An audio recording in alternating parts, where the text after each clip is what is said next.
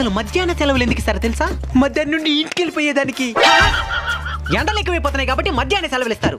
ఎండలు ఎక్కువైపోతున్నాయి కాబట్టి మధ్యాహ్నం సెలవులు ఇస్తున్నారు. అప్పుడు చలి ఎక్కువైనప్పుడు మాత్రం ఎందుకు ఉదయం సెలవులు లేదు?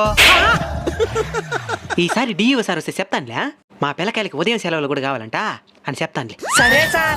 నడుము నించేస్తాను. మూసుకొని ఎండాకాలం ఏం చేయాలో చెప్తాను వినండి. సరే సార్. ఎండలు ఎక్కువ కాయడం వల్ల బాడీ డీహైడ్రేషన్ అయిపోతుంది. డీహైడ్రేషన్ అంటే తెలుసా? తెలుసు సార్. ఏందే? ఏబిసిడీలలో డీకొచ్చి హైడ్రేషన్. శరీరంలో నీటి శాతం తగ్గిపోయేదని డీహైడ్రేషన్ అంటారు. కాబట్టి నిరంతరం నీరు తాగుతానే ఉండాలా. ఇది వచ్చిందంటే పోసుకో, దానికి మించిన పనే ఉంటది. సార్ని చంపేస్తారా? రేయ్, ఈ ఎండాకాలంలో తీసుకోవాల్సిన జాగ్రత్తలు చెప్తాను, జాగ్రత్తగా రాసుకోండి. నీళ్ళు ఎక్కువగా తాగాలి. ఎండలో ఎక్కువ తిరగకూడదు. ఈతకని చెప్పి బాయిలకి చెరువులకి పోకూడదు. ఒకవేళ పోతే ఈత తెలిసిన పెద్దోళ్ళని తీసుకుని పోవాలా. సాయంత్రం ఎండ మొత్తం తగ్గిన తర్వాత ఆడుకోవాలి. సరే సార్. 24 గంటల ఫోన్లు చూస్తూ ఉండకూడదు.